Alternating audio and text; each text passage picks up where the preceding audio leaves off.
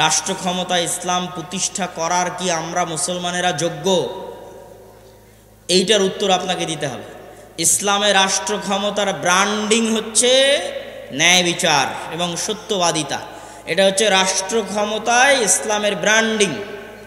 মোহাম্মদ বিন কাসেম যখন সিন্ধুতে অভিযান করে, তারেক বিন জিয়াদ যখন স্পেনে অভিযান করে, ইতিহাস ঘেটে দেখেন যে সিন্ধুতে অভিযান করেছে ইসলাম প্রচারের জন্য না অন্যায় দূর করার জন্য?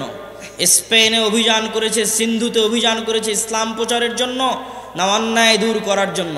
ইতিহাস ঘেটে দেখবেন যে প্রত্যেকটা আক্রমণাত্মক যুদ্ধ হয়েছে ওই অঞ্চলের অত্যাচারিত মাজলুম মানুষকে মুক্তি দিয়ে তাদের মধ্যে ন্যায় প্রতিষ্ঠা করার জন্য। এমনকি বাংলাদেশে ইখতিয়ার উদ্দিন মোহাম্মদ বিন বখতিয়ার খিলজি থেকে শুরু করে শাহজালাল থেকে শুরু করে যারাই বাংলাদেশে অভিযান পরিচালনা করেছে তাদের প্রত্যেকের উদ্দেশ্য ছিল বাংলাদেশের মানুষকে জুলম থেকে মুক্তি দেওয়া।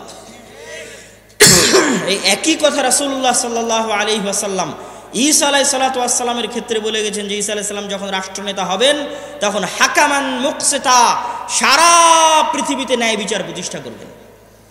এটা হচ্ছে ইসলামের ব্র্যান্ডিং যে ইসলাম রাষ্ট্র ক্ষমতায় গেলে ন্যায় বিচার প্রতিষ্ঠা হবে। তাহলে প্রশ্ন হচ্ছে, মুসলমান যদি নিজে ন্যায়পরায়ণ না হয় কিভাবে সে রাষ্ট্র ক্ষমতায় ন্যায় বিচার প্রতিষ্ঠা করবে?